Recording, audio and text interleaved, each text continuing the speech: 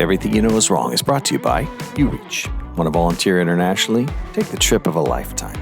Eat the world's best tacos in Baja, California, Mexico. Learn to surf in Nicaragua, Central America. Pet a lion in Zambia, Africa. All while doing something amazing to change the world. Housing, water, education. UReach.global is your portal to reach farther than you ever imagined. Student Reach. Coaching for students, resources for parents, student presentations that really change things, trips for students, and more. StudentReach.org is where reaching your potential begins. You can support the show at everythingyounknowiswrong.show/support or patreon.com/everythingyounknowiswrong. Show notes, video, and more at everythingyounknowiswrong.show. Let's do this. Everything you know is wrong. You're wrong, and you're a grotesquely ugly freak. It's important to remember one thing. You're wrong. You are dead wrong. You're wrong. Ooh, you smell that? It smells like someone's wrong. Everything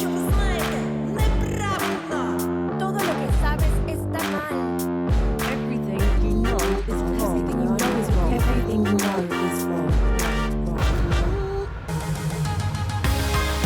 All right, here we go. Welcome to Everything You Know Is Wrong. Where the blind are leading the blind.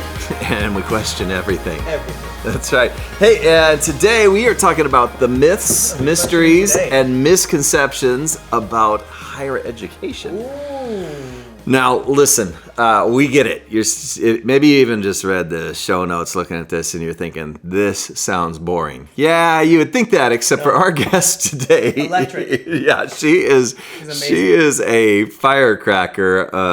Good friend of mine, Miesha Williams. Good positive energy. Oh, she is awesome. She is... if you can, watch the video because Miesha is a force of nature. She's holds 4 different degrees. Yeah. She is anything but an egghead. Honestly, if you saw her walking down the road, you'd think she was like a model or something like that. She's very beautiful. And she's got a huge personality, one of the biggest personalities of anyone that I know. So she is super awesome, and we have a great conversation. Yeah, it's fun. You don't want to miss it. But what are we talking about? What are we talking about right now? Let's get into some of this. Some misconceptions for us or things. Let's see. It's brought up a lot of good stuff. A few years ago, and I was at a baseball game in Angels Stadium, and after the game, they had a concert, and it was all of a sudden, I'm drawing a blank on the name. Who was it? Lauryn Hill. Oh yeah, from the Fugees, and she came out with her album, The Miseducation of Lauryn Hill, and she basically, the concert was her doing that album one song at a time, because that's sort of her seminal album, which I think now is like maybe 25 years old or something like that. Some crazy thing like that. But, so we're talking about everything you know is wrong. I mean, in which ways have you been miseducated, Mr. Robbie Quick? Yeah, it's funny because it's come up a lot lately in a weird way.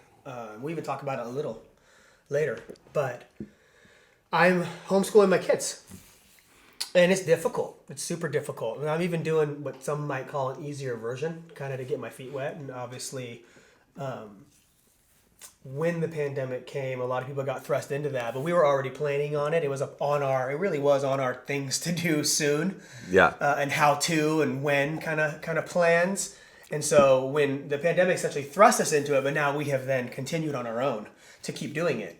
And so seeing just really, year by year, essentially what we're going to do with that. And for me, it brings up a lot of, my education at their age. Yeah. And that's been both for the good and the bad of different scenarios. On the good, on some where I'm like, you know what?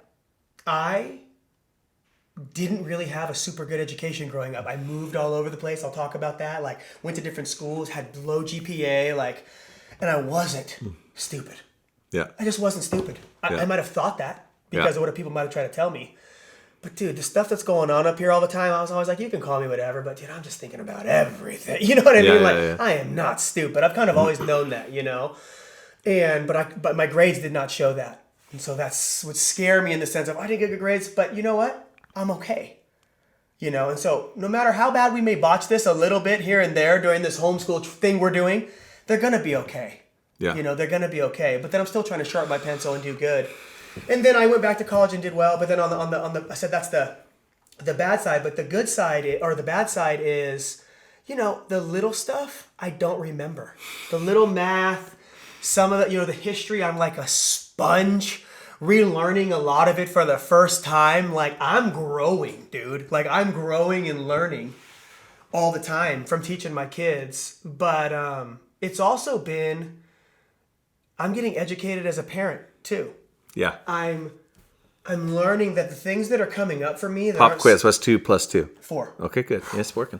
I started sweating. Oh my gosh. Oh my gosh, dude. I was like, don't mess this up, dude. You got the multiplication chart up on the wall at home. Unfortunately, your kids won't listen. Oh, I'm gonna make them as part of their homework. No, I'm just kidding. But you feel like you're relearning stuff. But I feel like I'm relearning stuff. Yeah. And not only that, I feel like I'm getting reparented. Like really, flow with me, Jeff. Flow with me. I was just literally talking to my kids because I don't know how into the crypto scene you are. If you are you at all? I'm not. I kind of study. I stay up on cryptocurrency, but I'm not invested in cryptocurrency. Will you tell me what I should be invested in? Because I got a couple of bangers right now that are really doing well for me. It's blowing my mind, but I'm being wise with it, and I got to a place now where it's literally just funny money. So I got a friend who's really into it and I'd like to meet them. says that he's an incredibly I successful would guy. really like to meet him. And says that if he makes the big her. bucks in cryptocurrency, that he's going to give to our nonprofit, Student Reach. Hey! And so he is so much smarter than me and is, really a smart guy financially. So Yeah. I'm just watching from the sidelines. So I'm watching. I've been dabbling in a little, and it's been great. But I'm sitting there and I'm talking to the kids one day, and my daughter's been selling things, going out in the corner and putting things. Just out, I'm encouraging her, and I'm like, hey, if you guys wanted to, it just kind of came to me. But I was like, if you want to make $10, $15, whatever, if you guys wanted to invest it in Bitcoin, and I'll explain to you what that is and what the risks are, and what this means, but we could do that. I would figure out, get an account set up, and let you guys do that. And I know it sounds crazy. And Your 8-year-old's running his own mining operation. Well, the way he plays video games, Jeff, we talk about this a little bit. Yeah. We actually, we talk about this. It's like, what is he wired to do? Like, I'm trying to think about that. Like, dude, if you love video games, let's figure out a swap here for schooling where I can give you an hour or two. I want you to figure out this crypto coin and what mining is. Yeah. He might not have a clue because he's 8, but he might surprise us all. He beat Zelda at 8 years old. I'm not saying he's going to Harvard like Doogie Howser, but like his brain does something and he understands more than I do. So here's the weird thing, okay? Is people talk about Seth Godin is big on this. I don't know if you listen to Seth a little bit. Is big on that education is all wrong and that it's all from the Industrial Revolution. I agree with this. We line up. Why didn't this come up earlier, Jeff? You could have had my back. Well, because But we line up kid in desks and rows like they're cadets. This is what I wanted to talk about something. earlier. Yeah. But here's the thing.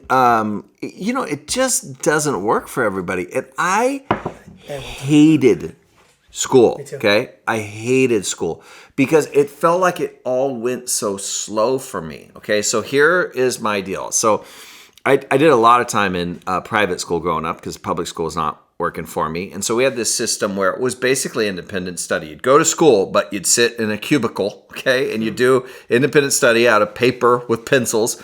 And then, you'd take say in a given semester, you would take, I forget in a semester, but for the year, it was all about testing. So you'd have to do your homework and didn't matter how much time you sat there. You still had to do the same amount of work. And you had to take about 60 to 70 tests a year of various kinds, okay? So here's my story. I sat there all day and did nothing because I was so bored out of my mind. I did my entire day's schoolwork in 45 minutes before school every day, okay? And then I did nothing during the day. And here's the crazy thing. Interesting. All the way through elementary school, junior high, and high school, out of those 60, 70 tests a year, with the exception of, as far as I remember, one, I only got 1 C on any individual test in my life. Before kids could get like a 5.0, I got a 4.0. And then All through school, you had good grades. all through school, even though I hated school, And then you went to it was so easy. Yeah. Then I went to private. I went to private You college. could have gone anywhere. I went to private college, and I. I'm going to tell you don't even have a degree anymore because your college doesn't even exist. It is. The advancement of education You get the cheap destroyed my university education. No, it's still. I'm told it's still good with the state of California. Is it a William Jessup degree now? Yeah, no. It's but the cool thing was, as much as you're joking, I went to a very scholastically difficult school. No, it was a very difficult school, and when it was around, it was a great school. Where I had to write anywhere in any given semester somewhere between 100 and 300 or 400 pages in papers. I mean, it's very difficult. I was talking to people going to state school. It wasn't exactly like that. That's why you're such a good writer. Well, I also you're a writer, but I mean, lots of practice. And even in college, I studied very little. I remember my first semester, I went to a couple study groups, like big tests, midterms are coming up. I went to study tests, and I sat around with people, and I remember looking at them. I had no notes. Just a different brain. Because I took no notes in any class, and I sat around for about 10 minutes in my first study group, and I thought, none of these people know any of this information. I know all of it. I just thought, I'd like to help them, but I don't have time. So you would have helped me. I'd have made you my best friend. I'm not like saying I'm not smart. What I'm trying to say is I am smart, and I'm so smart that I would have teams. You were on my team for sure. We were buddies because you'd help me with the questions I didn't know, and how I'd get you to help me. And I go, listen, I don't know the answer, Jeff, and I know you do. You teach me, and you were like, this guy wants to learn, and I'd be willing to learn. You know what? I probably wouldn't have because I didn't have time. But you know what I did? Got it. You know what I did do instead? Here was for all of my friends. I probably had a couple dozen friends that I proofread and corrected all their papers before they turned them in. Yeah, that's what I'm saying. Yeah, so but I couldn't. I could do by myself, and I could do it quickly to help my friends. Sitting around in a study group and talking about the answers to a test that I already knew all the answers and was going to ace. No, I didn't have time to do that. I actually had one. I had one class where you didn't have to go, and they just had 5 tests. I never went to the class, and all I did, I only showed up for tests, and I got an A on every single test. Have you struggled in any other group settings because you're such an individualist? I'm serious. Like sports or teams. I've had to learn Yeah. to I do a thing as a leader now where I come and I say only bring 60 to 80%. So if you bring an idea to the table, that it's easy for somebody like me to bring a fully formed idea, and then expect everyone to jump on board. But people don't want to do that. They want ownership. Totally. So now what I do is I don't do all my homework. This is one thing that helped me. And I come to the table with 60 to 80%. So that means 20 to 40% of the idea undone, so that there is equal contribution. Huh. But here's 2 important things I learned in college. One was this: I had a professor that was a really smart guy, and he went to Berkeley, and he said, "We're not going to teach you anything in college." He said, "You're not really going to learn anything." He said, "Well, hopefully you're going to learn 2 things." He said, "You're going to learn, number 1, how to find information when you need it, and how to learn." And so I thought that was really important. Yeah. But there was another one that has helped me throughout my life. Keep in mind, Google. I always did. Oh, you were asking me.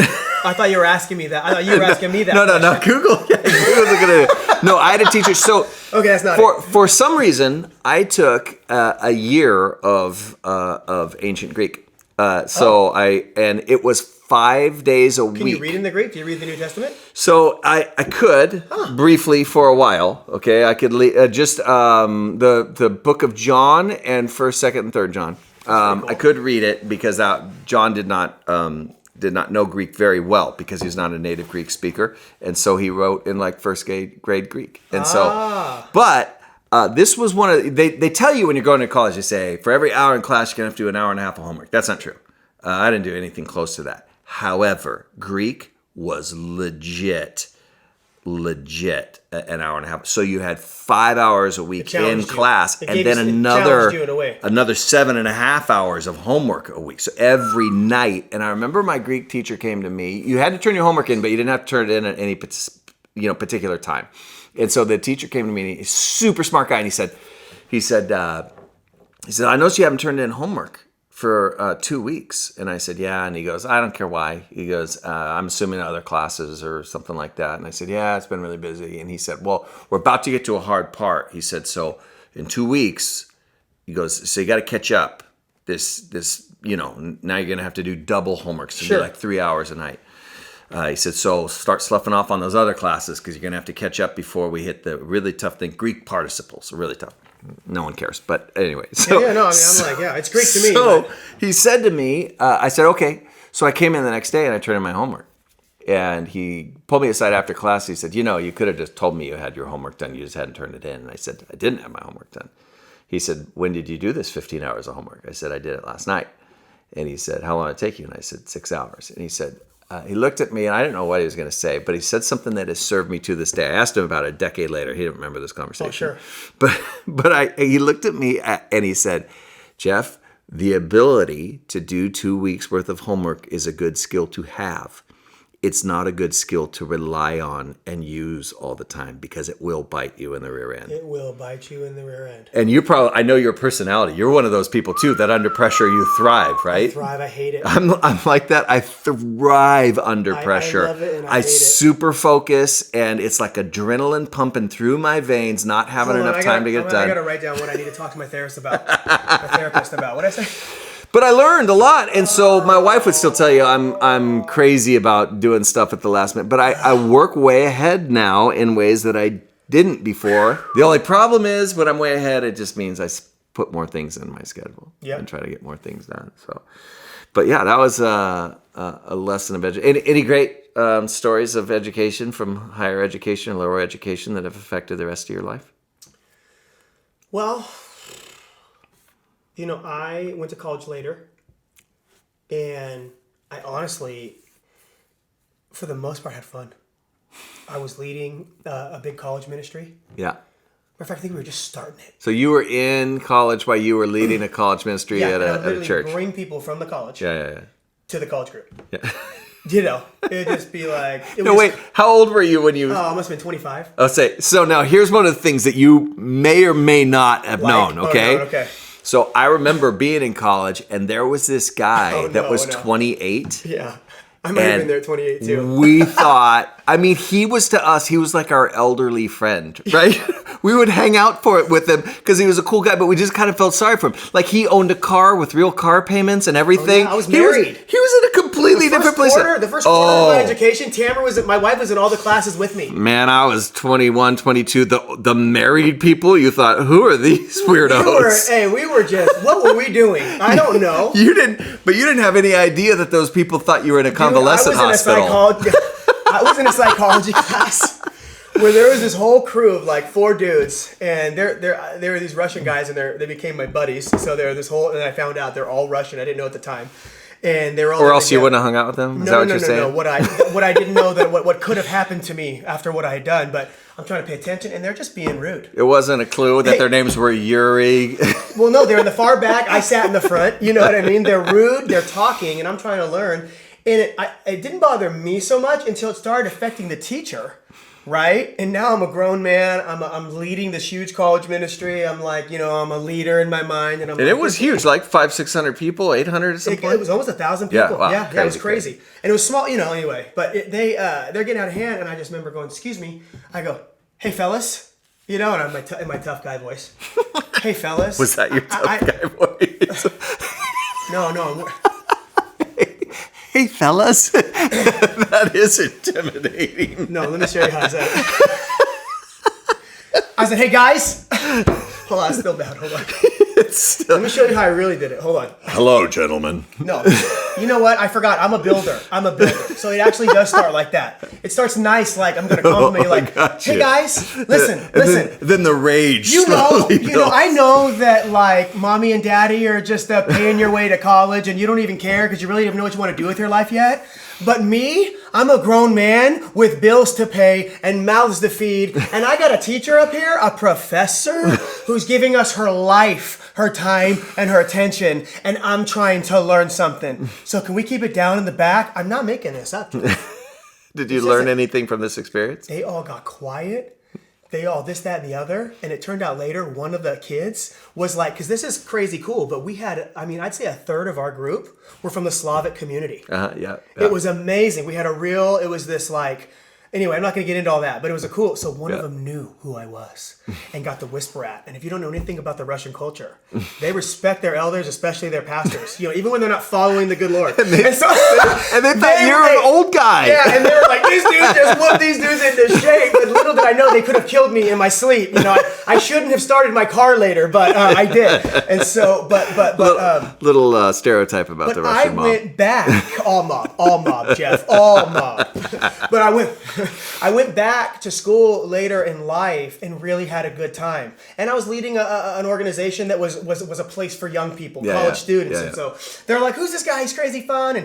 And I was into it. I asked questions. Like, my wife would get so mad because she was by far intellectually smarter than me. But I would literally get the higher grade because the teachers became my friend. And we're like, I'm going to give you that A, bud.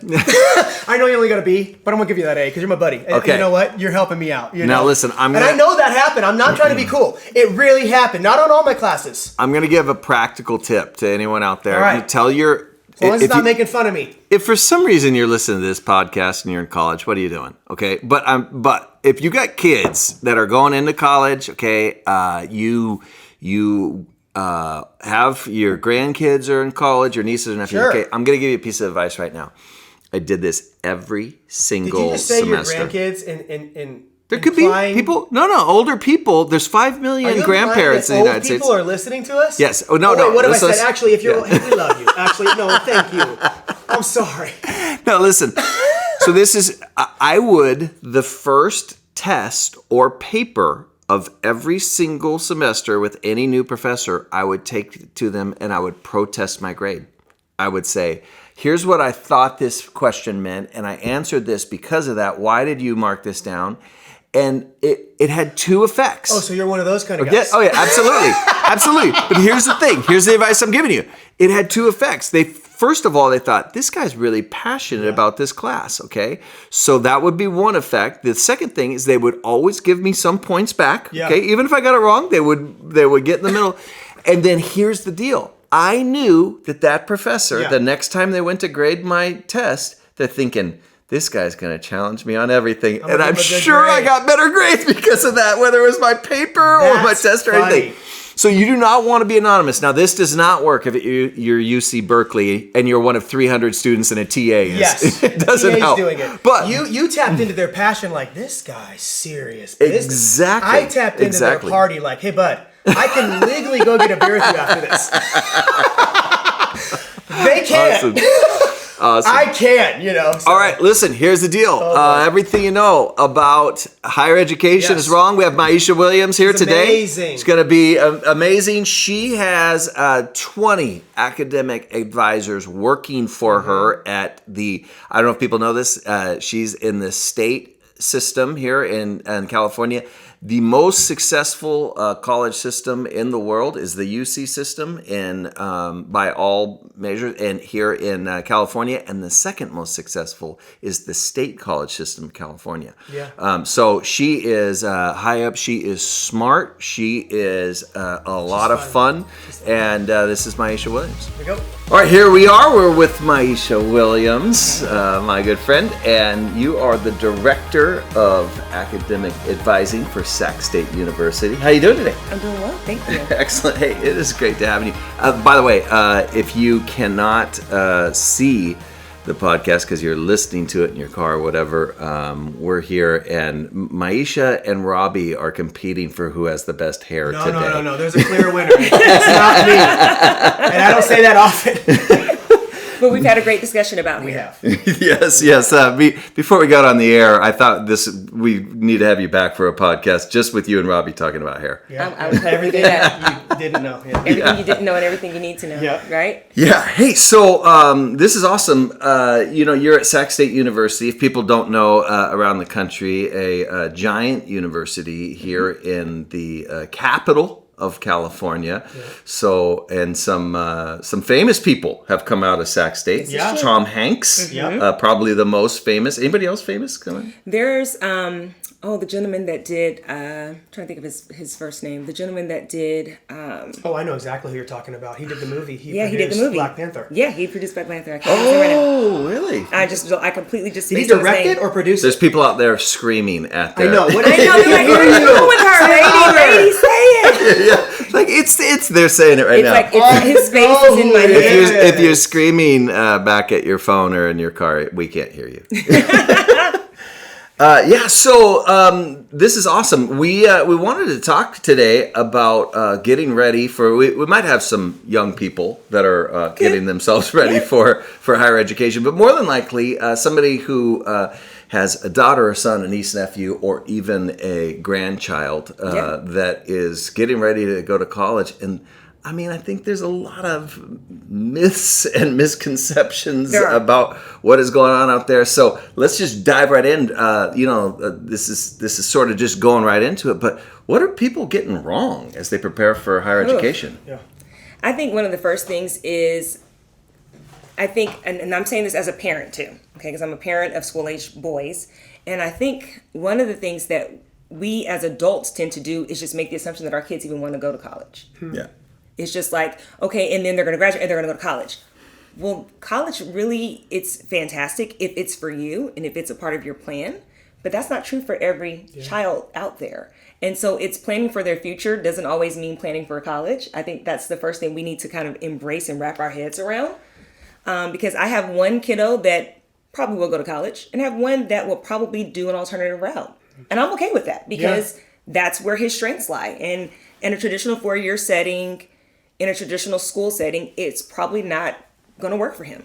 So I think that's really interesting, that you are in higher education and from your you're in academic advising. You have how many people working for you? Oof, over 20. Yeah. So, over 20. So you know very well when we start talking about, what kind of people college is for and what kind of people college maybe is not the best route for. I mean, this is really your area of expertise. I think a lot of people expect for you to say, like, college is for everyone. Well, it makes me excited about my next question. Here's the thing.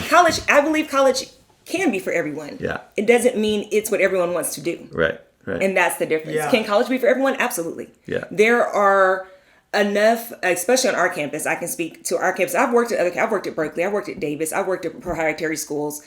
And I can honestly say that for Sac State, we have a tremendous amount of resources for students to where if you want to go to college, you can. And you can excel because we have tutoring available in every subject, in every course on our campus.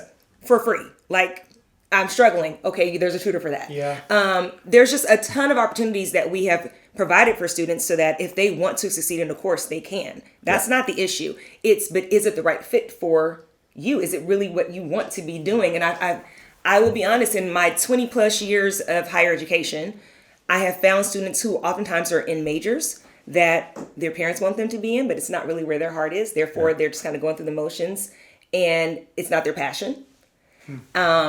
I have students who are like, I know exactly what I want to do. I'm focused. I'm coming in, and they come in and they just nail it from day one. So you have this, you have this spectrum of students that are there. You just have to know that this is really what you want to be doing because at the end of the day, it does cost money to go to higher education. Unless, you're a student that is gaining a ton of scholarships or maybe your parents have saved, and that may be the case. But the reality is it's going to cost something, your time, your money, and if before you invest that in yourself, make sure it's really that's where you want your investment to lie.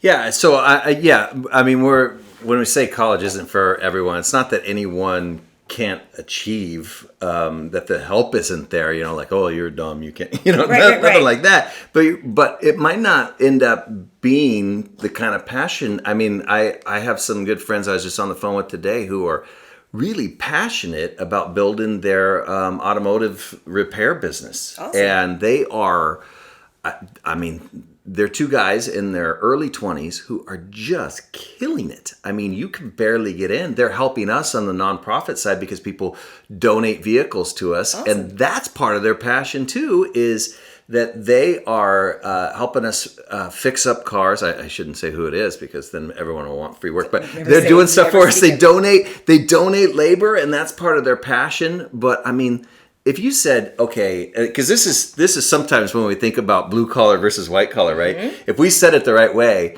like, hey, you can learn to do these jobs that everyone's saying you're going to do, but you're going to spend the rest of your life in a cubicle staring at a screen with a lanyard that buzzes you in the door. A lot of people would slit their wrists. Like, no, I'm not doing that. I mean, like running a tractor is fun. Yeah, And I agree. So, I mean, how do people then figure that out along the way? Not because they're not smart enough, they're not college material, but how do they figure out, like, is this where I should invest my time, or is there something else I should do? Yeah, I feel like the first thing that families should do is to really sit down and talk with their child, their student, their scholar, because, households are all different. The person they're responsible for, to really see, okay, what is it you really want to do? And then be honest and lay out all the different paths that's possible to reach that goal, right? Yeah. Because if I want to be an entrepreneur, I can do that without a degree. It may benefit me depending on what I want to do to have the degree. Or is it better for me to be mentored by somebody who's already in the field that my family members happen to know and sit up under them for years and years and years and maybe go an internship? Like, there's so many opportunities. I think it's honestly sitting down and looking at what is it you really want to do, and be honest about all the different paths that it could take to get there. I've asked myself this question. I hold 2 associate's degrees, a bachelor's and a master's. Okay, so I'm in education, right? This is my thing. And my reasons for doing that may be different from the average person. Somebody else may think, well, she went to college because she wanted to earn a degree to do X, Y, Z. I'm a first gen student. I wanted to be the first person in my college to earn a degree. That was a personal goal of mine. That was my reason for going. Now, when people ask me now, are you going to get a doctorate? I have to stop and ask myself, do I want to invest that time and energy? I call it to writing a book, because that by the time you're basically writing a book, this research, right? For sure. If I do that for me now, where I'm at in my life, I would need a reason for why I'm going that route. Mm-hmm. What is it that I plan to be doing next? Yeah. And I don't have an answer for that. Therefore, I'm not pursuing a doctorate degree at this time in my life. Yeah. Does that make sense? I mean, you're saying you are in some ways at the same place that a 18-year-old could be, who's putting the square hat on is looking at what they're going to do with the next few years of their life.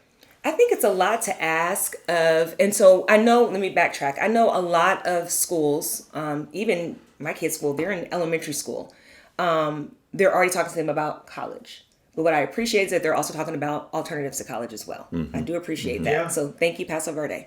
But what I do appreciate that schools are doing is they're starting to have the conversations younger and younger to put the dream out there for students, because some people don't even have the dream and don't even think it's a possibility for them. And so that sparks a fire.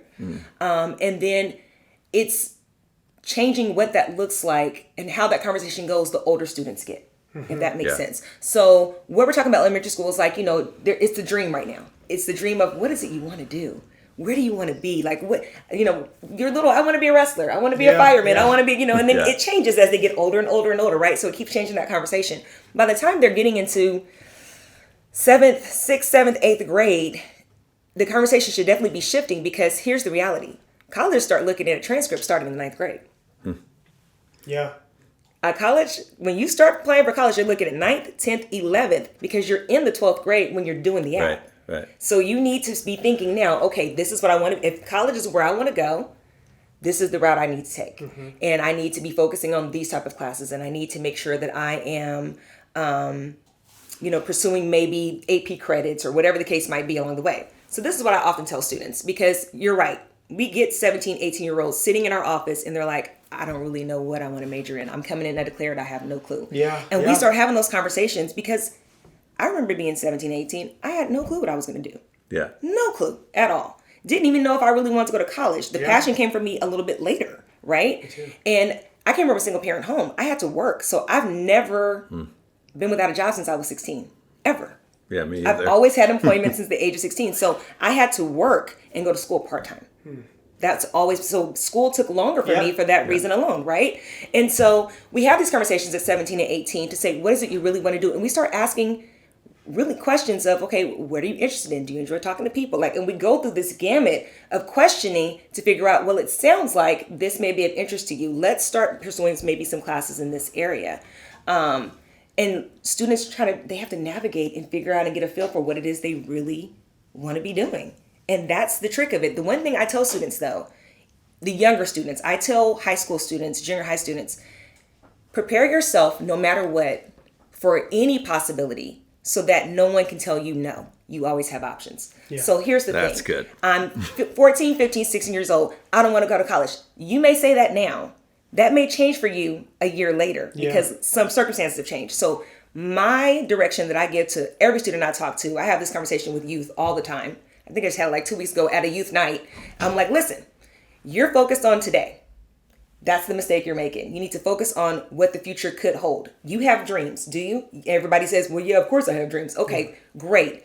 Prepare yourself for that dream or those dreams so that if the opportunity comes, no one can tell you no. You have options. Yeah. That's as simple as that. So if you think, I may want to go to college someday, go ahead and start making sure you're taking the appropriate classes. Take your coursework seriously. Yeah. Do whatever it is you need to do because you never know that even some jobs will ask you for writing samples. Yeah. I've had positions where they're like, can you provide us a writing sample? Because I'm going to be communicating with people outside of the company, right? Even just the way they email back and forth with prospective There you go. employers. I get go. emails from students all the time. So I'm like, I'd like to introduce you to the capital button and the period because I have no idea what and the this commas and the, So it's like prepare yourself for what could be, so that when it's time for you to make a decision, you have options, and no one can tell you no. You're not prepared for this. And what if that's the one thing you really want to do? Yeah. Don't put yourself in that position. Prepare yourself for all the what ifs. No, I was saying, what's that quote? I think it was Abraham Lincoln. Prepare so that when the opportunity comes, you're ready. You're ready. It's just that simple. Yeah. And so that may mean college. It may mean a trade school. It may mean working for yourself. I mean, honestly, with social media happening, some of these young folks are making more money than all of us, even right now, right? And so whatever. But how do you build on that? How do you build a brand? How do you grow a brand? Like, do you need to go to college for that? Maybe, maybe not. But you need to know how to communicate with folks. You need to know how to market yourself. Those elevator speeches matter, right? Like there's things that students can do even now, but I think what we get wrong is not being honest that there are options. Yeah. I think what we get wrong is putting our blinders on and focusing just on the 4-year traditional school route when we know that there's other type of schools out there that students could also pursue. I think the mistake that young people make is putting their blinders on and just thinking this is the one thing I want to do, as if life doesn't change and their wants, needs, and desires may not change. Yeah. And they're not preparing for the what ifs. Yeah. Yeah. I mean, that's so good because, we know sometimes, young people, they're not exactly focused on the future and how things could change, No. Absolutely not. A lot of the habits along the way you go like, that's not going to serve you. But like, I wish I'd used more sunscreen when I was younger, personally, because now I look in the mirror and I go, you could have done better on that. Before we started talking, Robbie, you were talking about, I think something a lot of people are asking about what the future looks like. Well, yeah, and I love hearing you everything you've said so far introing into this because it really begs the question. I think what people are seeing is that, and I want to hear what you've seen over the course of, this has been your life for the past 2 decades. Mm-hmm. I mean, that's a long time. You just made me sound old, but thank you. I know, I was going to say, that's weird since you're 28. Sure, I'm totally 28. We're going to take that and run with it. I just mean you have been doing the work on the, I would say battlefield. There's no battlefield, but you're on the grounds of higher education. And I just, I'm looking out, I'm homeschooling my kids, and we're entertaining what that looks like and how much we can do that. I have to be able to be home. That means everybody's homeschooling now. Yeah, most people are back. I mean, I know. Yeah. Actually, most people are back, but we were choosing that anyway. Absolutely. And even looking at just different things and different, there's different options now, even just from what people want to do and how they can do it and how they can access it. And, college can be super, super expensive. And so there's kind of this idea or what I've heard said from lots of people is, man, you really got to think about college because you're going to go spend $50,000 to be in line for the same job the person who didn't go to, and I'm making, now that's, we know, you're looking apples for apples, someone, like dental school, 2 people, one had, you probably would go with the one with but that is starting to be less of just the case like it used to be in a different time because things are changing, because technology, and I want to be clear, I'm not putting down higher education, but what I'm saying is in years past, specifically before the internet. For sure before Google. Oh yeah. Wikipedia, all the educators just cringed when I said it, but like it's getting sharper and sharper, and the basic information there is true, and you have access to it right now at your fingertips. You can learn so much. I know it sounds crazy, but my son, we give him an hour of, they may get more here and there if they're sneaking it on us, but I mean, we have an hour tech time. He's into Zelda. He's learning how to do this. I have one of those. He's 8 years old now. Listen, I know there's a kid that beat it at 3. I know that there's, these I'm just saying, I've never beat a video game in my entire life. Not one. Well, we had Atari. I don't know what you had. I had them all. I had Atari. I had Sega Genesis. I had Nintendo. I mean, I had them all, and then technology started going fast, and right? I gave up, But I wasn't into it. Or I didn't have the brain for it. That wasn't my thing. My son's already beat the game. He's on his second lap, and his uncle hasn't beat it yet. And I'm like, this is hilarious. Like, right. There's just different people are making money, millions of dollars playing video games. Yeah, I know. Streaming on Twitch. Yeah, and I'm not an expert, but like, you are an educator. Back when school started and why it was needed and why it was started and how it was put into place, the way we kind of do it now, it's starting to change a little bit. It is. And tell me, did I give you enough? I know it's kind of all over the place, but these are all these different avenues of, it's changing. Technology's helping that. It's making it stronger. It's also making it different. Can you speak to that? What are you seeing? What have you noticed? What do you think the future is? Yeah. What the future is, who knows? Yeah, right? I know. That's true. Knows? That's true. Maybe where it's headed. Kind of some glimpses. I know, like for us, being in higher education, I know that the pandemic has definitely forced us to look at how we serve our students. Yeah. Accelerated some of those things, right? That were coming anyway. Some of those things that were coming anyway.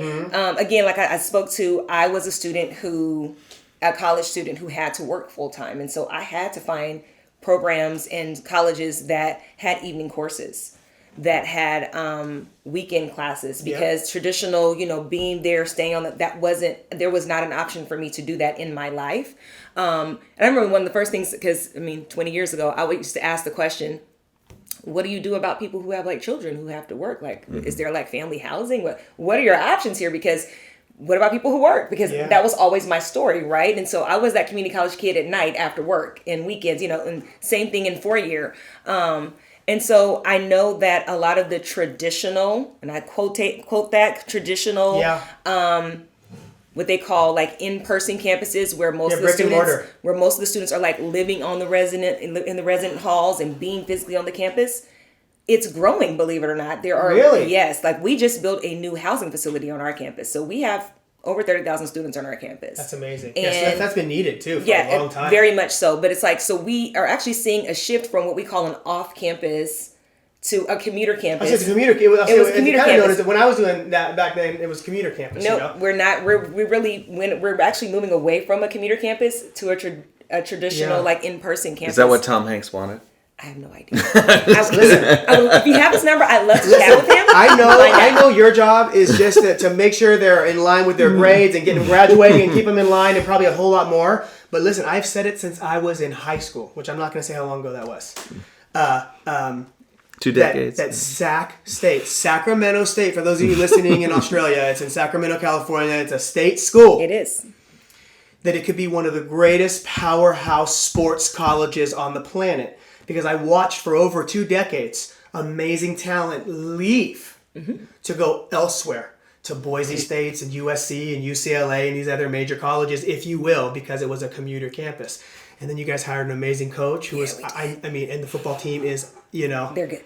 Go Hornets or something. You go Stingers up. Go Hornets. Trust me, I go to the games. I'm trying to MC the games. I've actually literally been trying to work that. Yeah. And so just for fun, because my Mike graduated there, and obviously I have to eventually get my honorary communications degree from there. So that's where you come in. No, I'm just kidding. I don't get you. But no, I want to see that happen, and what I see happening is the niche things, the things that are important for what only they can serve on the college campus are going to grow, explode, and expand. And that's exactly what we're seeing. And I love it. That's what, and other things are going to fade. Because listen, Mr. Beast doesn't need to go to college. he's been making $6 million since he was 4. No, I'm being sarcastic. That's actually not the truth. He did it later in a whole. But I mean, that's gonna be. I don't know who Mr. Beast It's a YouTube famous guy, you know. Sorry, Mr. Beast. And our kids watch All YouTube. the teenagers who aren't listening to this know who that I'm is. so sorry. You're gonna smack me. You're gonna smack me. But you can literally get an education in a lot of things on YouTube without spending $1. But it's different things. You know what I mean? It's a lot of the arts things, a lot of creator things, because we're creatives. Mm-hmm. You know, I think we hated that we had to go to a school to learn how to be creative. We are creative, but that's not what schools are doing now. They're actually hitting the major niche things that you get licensed for. My wife went to this exact state to get her nursing degree. You have an amazing nursing program. She cannot do nothing but speak amazing to it. Now she has a job it's a at very an good amazing nursing hospital, program. and so But- those are starting to We're definitely grow. seeing a growth, Yeah. and like you said, in some of those specialty areas. I think what you call them, but yeah. And I also am starting to see, like I was on a call a couple of weeks back where there was another school down in the Los Angeles area talking about the importance of internships for students, and they were talking about gaming, and they were talking about it being in the movie industry. Like if people want to, like, how do you get people internships into these areas and kind of unlock those doors so that as they're learning the fundamentals basic, the and the fundamentals, details. Oh, yeah. they're getting some hands-on experience to go with it. And that's the one thing, I have a niece that's in an HBCU down in Mississippi, and the one thing I told her, I said, no matter what you do, you get an internship. Yeah. As you get an internship in the summer times, get through your first year, but after that, do internships. Because here's the thing, if I have 2 resumes in front of me and I have a Berkeley, because I used to work at Berkeley, so I'll say that, a Cal application in front of me, and this student has went to Cal, 4-year degree, perfect, and I have some other school here that has the same degree but also has the experience. Yeah, the internship, the experience. I'm taking the experience hands-on along with that degree, because that's going to hold more weight for me. Yep. Because I know that practical, it's one thing in theory, but you have practical experience that you can apply to it. So I know what you're saying. Like there's a shift that's taken place. And so surprisingly, we're really not a commuter campus as we used to awesome. be. But I do believe that campuses are looking at different ways to serve students. So for example, the CSUs have an agreement where, let's just say you need to take a communications course and it's full on my campus, or maybe I don't have whatever it is that you're looking for. Maybe there's a spell. You could go to another campus and take that course, and it's like you could transfer it back and forth between the two. And they simplify that process. That used to be really hard to do. Yeah. So almost impossible. It felt like it was. So there's definitely shifts have taken place. I do feel as though the pandemic has definitely highlighted what students really want and need. So for example, for my team, I am enjoying my team being at home because we're still working from home right now, simply because I have people working adjusted schedules, and we're offering services instead of 8 to 5 physically in my office. We're like 8 to 7 o'clock at night. Yeah. I can't do that in person, right? Well, yeah. And students are, when I tell you that 5 to 7 o'clock block is the first thing that fills up, first thing that fills up for our area. So that tells me that students need some alternatives from the traditional 8 to 5. And that expands also to a traditional in classroom setting. Some people need that though. Yeah. And a lot of students are really struggled in this pandemic academically because they need to be in that traditional setting. So I don't think it ever goes away. Well, there's a huge fear, and it goes with businesses is where this is really talked about, but it's not, schools aren't going to get out of this, is that, oh man, online, we don't know, we kind of want to work on it, we kind of want to do online, purchasing for businesses, schooling for schools. But what happens is they think, no, if you do the online, you're going to lose the brick and mortar. And that becomes a fear. And I think that's what's going on, where it's like, you're not going to evade the digital world. It's where we are.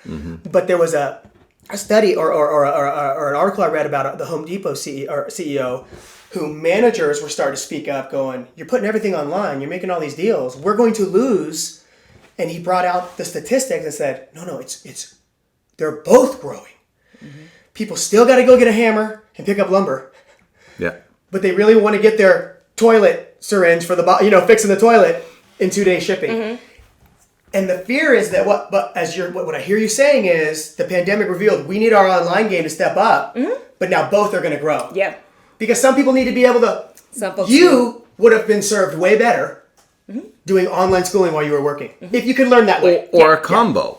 Yes. And that's what so here we go. The fall semester, we have combos happening. Okay. Students have options to go fully in person. They have the combo where it's like you're online, you're in person some days, and the other days it's like you're synchronous and the teacher's teaching you live from the computer. Some of them it's all online because some people haven't moved back from home. Yeah. They used to live in Yeah. Sacramento, but now they're living in SoCal where their family is at, and they're not prepared to move back up here yet. So we have, gosh, I just sent it out to my team. It's more than 5 or 6 options of these different combos that a student could potentially, so that they can come to school in the way that works for them. And so for some folks, they're like, I cannot wait to move back. I can't wait to physically be on campus. Yeah. I need to be in the classroom. Yeah. And so they'll choose all in-person classes. Yeah. Okay.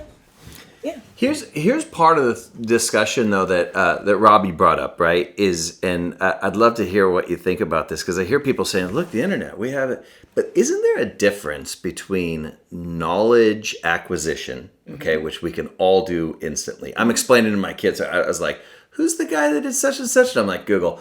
And I said, back in the day, we wouldn't know who wrote that song for weeks. Correct. We'd need to know somebody. Totally what I said. Yeah. So there's knowledge acquisition, but there's another piece, right? And it's accomplishment. Watching a YouTube video may or may not have something to it in terms of my life skills, but getting a degree, although, people can argue that maybe in some senses it's been diminished or that there's competition, but that's an accomplishment because not that many people are pulling it off. Our best universities are graduating something like 60-70% of students. So there is an accomplishment factor, right? And that says something to it. So for people that are out there listening to us and saying, well, maybe we're getting this whole thing wrong. I mean, if you don't have this accomplishment of getting a degree, you got to figure out what the accomplishment is going to be, right? So I need to use those 4 years to be successful in business or something. Just sitting around saying, not going to that's not the alternative. That's not the alternative. Yeah. Googling things is not the alternative to getting a degree. I don't think that's the sentiment that I'm thinking. No, I'm not saying it is. No, in general though, I think it's more of them just wondering, like, people are doing different types of work that aren't requiring a 4-year degree and Some making people are. a ton of money. And so it's the idea of, there was a point in time, and I'd say in the last 2 decades, because I'm a part of that, we're all a part of that, where like in the earlier parts of those 2 decades, it was like, you got to graduate and go to college if you want to everybody. If like, you want to make everyone's got to go to make college it. or you're not going to have a good life. You know what I mean? Yeah. And I think it was way more true. Where now it's, and I think this is what happens with parents is, and now I'm not talking about your role, I'm talking about the parental child roles. They're not doing what you just started this entire conversation saying, which is, let me look at you, find out who you are and what you should do so I can help guide you there. It's like, you got to go to college and get a 4-year degree like your dad did. I went to Berkeley, my grandpa went to Berkeley, his great-grandpa went to Berkeley. You started off saying Berkeley, so now I got to say it. Okay. I had an uncle that went there, so it works. I did have an uncle, so at least I tie in somewhere. But no, we say it in that way, and some people are getting sent off and they meet you and you're like, Tell me what you don't need really to come wanna here. do. You need to go. really wanna You're do. actually not going to college. And not that the you thing ever is turn that- some away, but I mean, Never. Yeah, but you know, Never. never. But I mean, you might. Yeah. Someone may walk away going, I don't know if this is for me after hearing what the bare facts are. Because Oftentimes what we get is what I thought I wanted to do. And this is another thing this is one thing you learn in college, which is I really wanted to be a communications major. This is what I want to do. And then they take a communications course and then they come into my office going, yeah, I hated that course. I don't think I want to be a communications major anymore. Right. Oh my gosh, it's like the world just flipped upside down. What am I going to do? And I'm like, okay, calm down. Yeah. Let's really talk about what are we going to do. Yep. So communications, we discovered, is not where our passion is as we thought it would be. So let's talk about what else are our passions and what else is it that we could be doing or want to be doing. And it's a lot of self-discovery. And it's a great way to do that because you're right. You can go and research things on your own and find out information, but you're only researching what you're researching. There's no map and you're not following any other paths, and there's not a way for you to delve into other areas to see if this is really what you want to be doing. And that's great. the beautiful thing of college. That's great. Is it gives you an opportunity it's self-discovery. Yeah. It's an opportunity to have self-discovery without everyone else around you telling you this is what you should be doing. yeah, Because you haven't discovered what you haven't discovered. No, And you there's change and discovery you there. grow when you get older and you realize, well, what I thought I was passionate about and what I really wanted to be doing, that is not who I am today. That was me at 16, 17, but at 19, it's something different. And now that's why you get students changing majors. Yeah. This is why you get students double majoring. This is how that happens because there's more to them and what it is they want to pursue, and their interests are varied. And they try to find opportunities and ways to bring all of that in. We have people applying for special majors going, I want to do a major in education technology. Yeah. So I want to combine this with this, and you get approval, and you say, this is what my degree is going to be in. Yeah. And that's a thing. You can do that.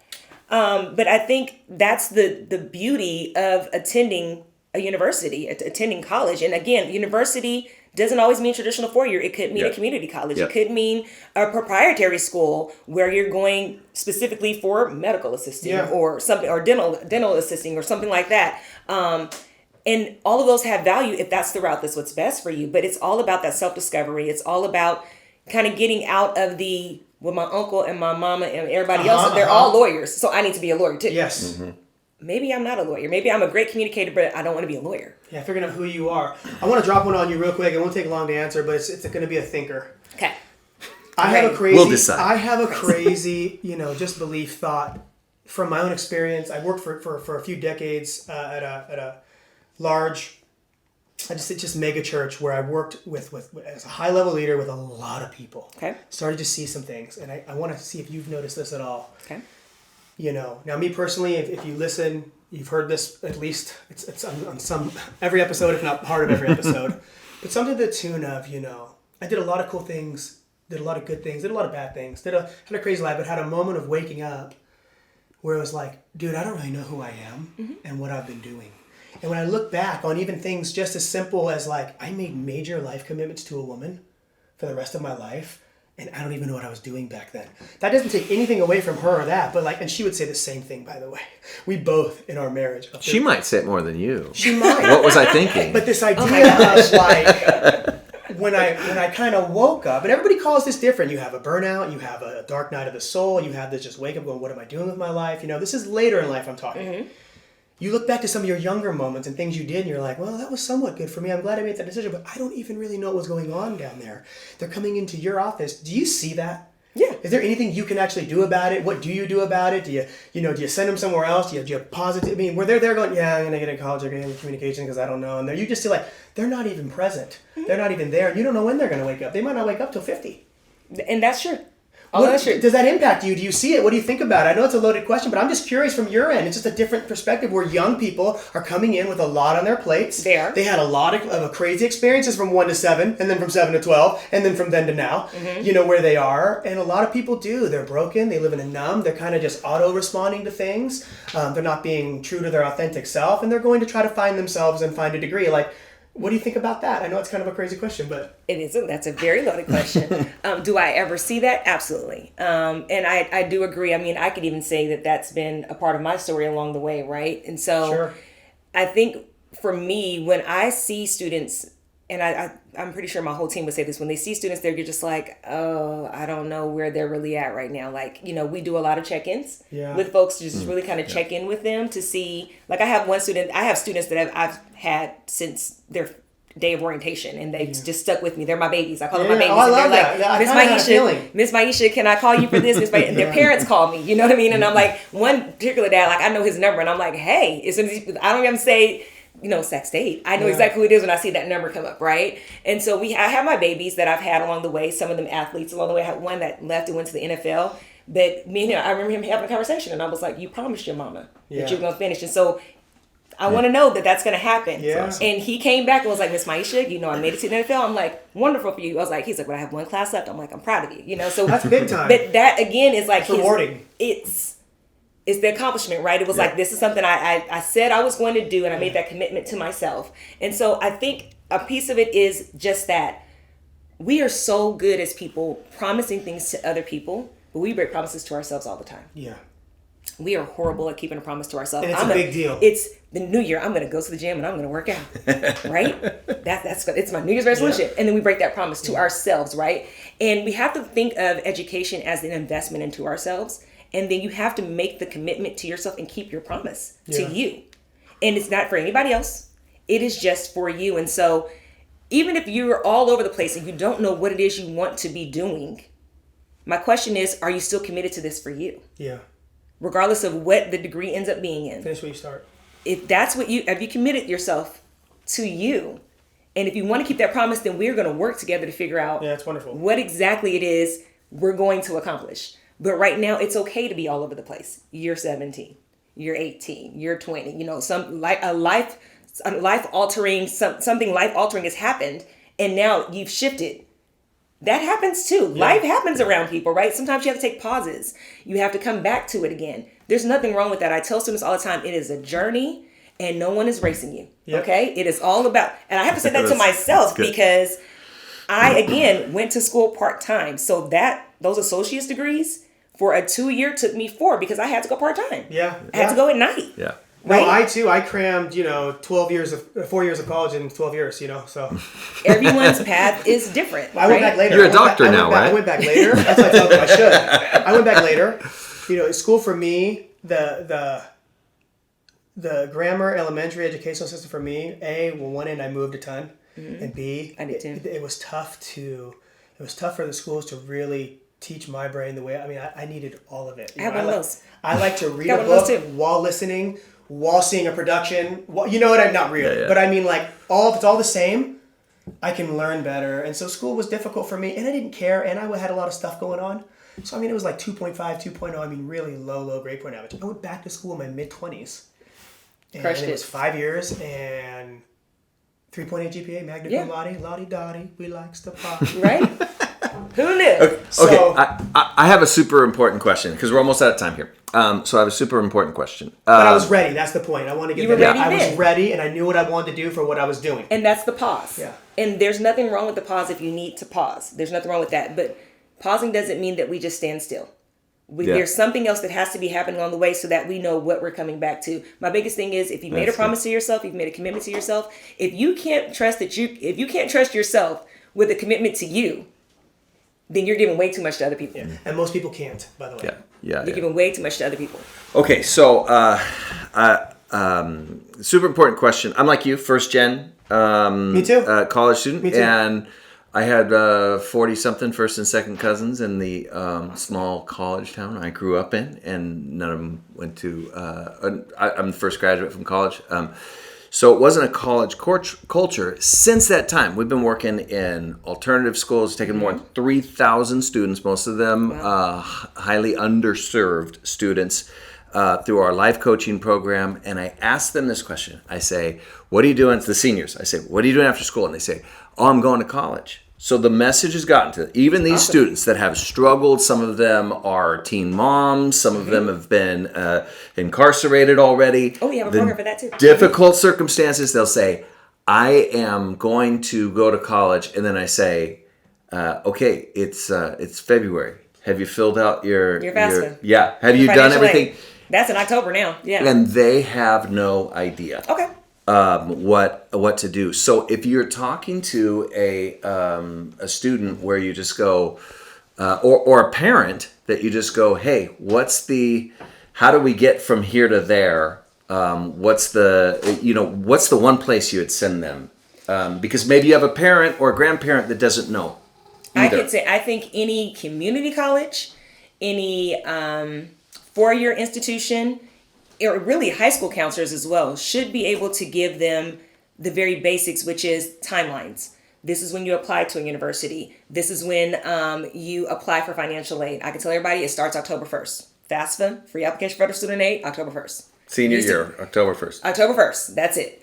And prior to deadline for California, March 2nd. Just putting that out there. Even though I don't work at financially anymore, that's my little nugget. October 1st, March 2nd. Application cycles at schools depends on the type of school that you go to. So if you're talking about proprietary schools, they have rolling admission versus a traditional 4-year setting and versus community college. So it depends on the school that you're talking about as to when to apply to that campus. But I think any community college admissions office, any 4-year admissions office, as well as really should be any high school counselor should be able to speak to it's okay to walk in. That's the thing. Be okay with walking in and saying, I have a kid. They want to go to school. I want to support them. I didn't plan for this. I didn't save for this. Or I have no idea where to start. Be okay with not knowing, because that's exactly what we do for a living, is to get you in the know. That's what we're here for. And then make sure you're asking about resources. If you're a first-gen student, hook up with EOP. Hook up with TRIO programs. If you're a student who's been incarcerated, we have programs on, at least on Sac State's campus, specifically for that. If you're a student with children, we have a parents and family program, and we have resources, financial resources, as well as information that we can give to folks specifically in all of those situations that you spoke of. But I think the biggest thing for parents, families, is to be okay with saying that you don't know. Yeah. And keep an eye out, talk to high school counselors and find out what organizations are doing in your community. So I know that there's an organization here in the Sacramento area that goes out every year and physically, because I volunteered this, physically goes to high schools and sets up in their computer labs to help you fill out a FAFSA. To show you what to do. It's a thing. So awesome. It's a thing, right? So all you have to do, and that's through Cal Grant. So all you have to do is start looking for resources here. Like I said, you can Google everything else. Google that. Yeah. Okay? Yeah. You Google everything else. Google that.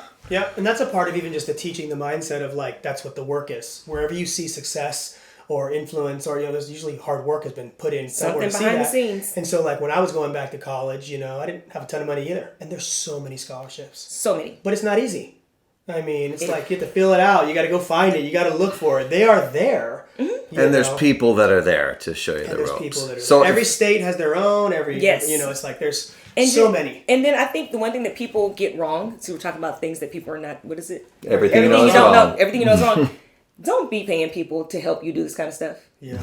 There are people that already get paid, have that job. They have a job to do that. Don't you pay one person to help you fill out a financial aid application or anything, or an admissions application. There are people that exist that is what they are paid to do for a living, which means you should not be paying for it. Yeah. I hope that what I'm about to say is not true, but I think it probably is I don't know that everybody in your position at all other colleges on the planet, I'm sure there's many who are just like you, who are calling them their kids and loving them and being them for them and that nature. But, you can also get some who are just like, I'm here, what are you doing? Check. You know what I mean? And that's obviously the college and that. And so some people are even just scared to even go and take a look because how they've been treated before. Yeah. Not knowing there's people in these roles ready to work for free going, I'm here to help you. I'm here to bend over backwards, get you whatever you need. Like, we'll get on the same team. Yeah.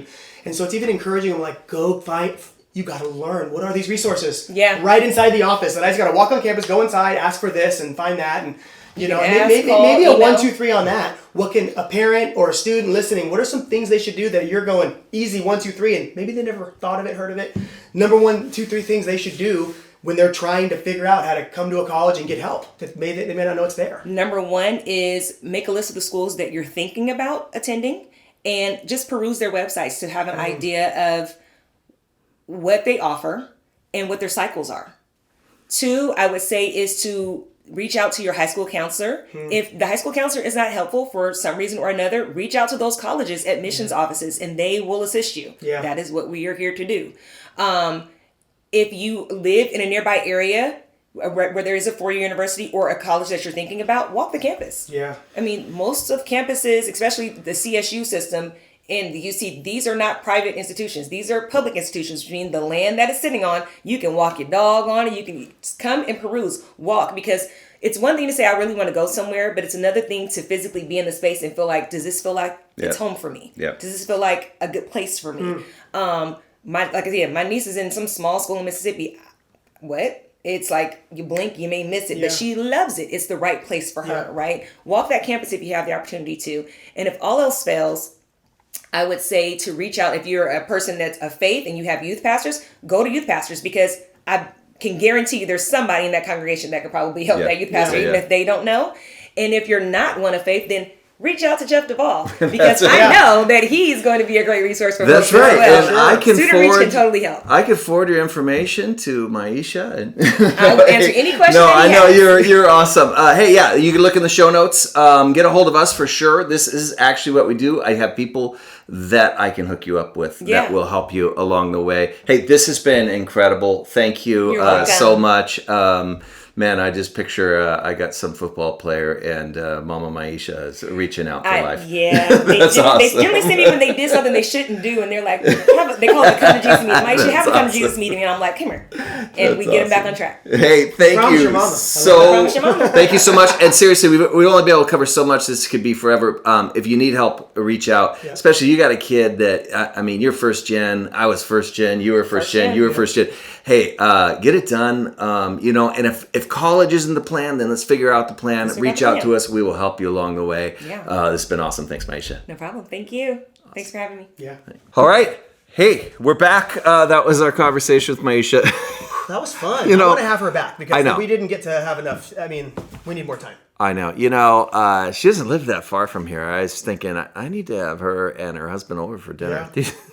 Her husband is this awesome guy, too. He's teaching my daughter drums. Are you serious? Yeah. Oh, yeah, right. yeah. Okay. Yeah, for real. Hey, crazy question. Who would you guys like us to talk to? Oh, yeah. And if you have someone like that you think you've been listening thus far and you're like, oh, this person, and if you have that connection and you want to hook us up, we would love to talk to anybody. We always want to meet a new friend. Why not? Go to everythingyouknowiswrong.show. Yep. Everythingyouknowiswrong.show, and there's contact form. You can hit us up. It'd be fun. You could also, lobby for Robbie to never cut his hair or to shave his beard. Listen, you come on the show or you get someone on the show, let me tell you something. You're going to get at least 15 more followers on Instagram. I guarantee it. That's right. And we No, with Jeff too, so it's got to be 30. Yeah. Minimum 30. You're going to have 30 organic followers. Are you serious? We're boosting your economy. That's right. Get in here. I've got at Jeff Duvall on Instagram, at Student Reach Inc. on Instagram, at UReach Global, our trip site. Man, awesome stuff going on. As a matter of fact, we're drinking Valiant coffee today. Again, we're still working on that signature blend, but we're going to be coming out with all of that. Hey, come on a trip with us. Oh my gosh, what's happening in Go to the website. Baja right now? Go to It's crazy. trips. Yeah. Click on it. UReach.global. Look at the dates and look at which one is the closest date to your current date. And sign up and come with us. Or reach out to us. I mean, most of the dates that are on there are almost full. So reach out to us. Put a group of people together. This is awesome. I had people contacting me today. I shouldn't even talk about it, but we got some really cool stuff going on. I got some cool guys coming down. Man, we got guys coming down. They're going to work a couple days. They're going to go fishing. Man, some of the world's best fishing down there. You took the kids. It was spectacular. It was like, you guys, I heard we're going deep sea fishing. I thought that'd be cool. I heard the kids can come. I honestly thought you were going to say the kids couldn't come. And I was going to be like, oh well, big deal. And it was amazing. Yeah.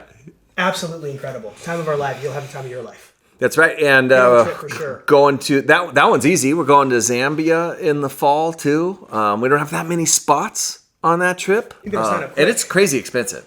Yeah. But definitely.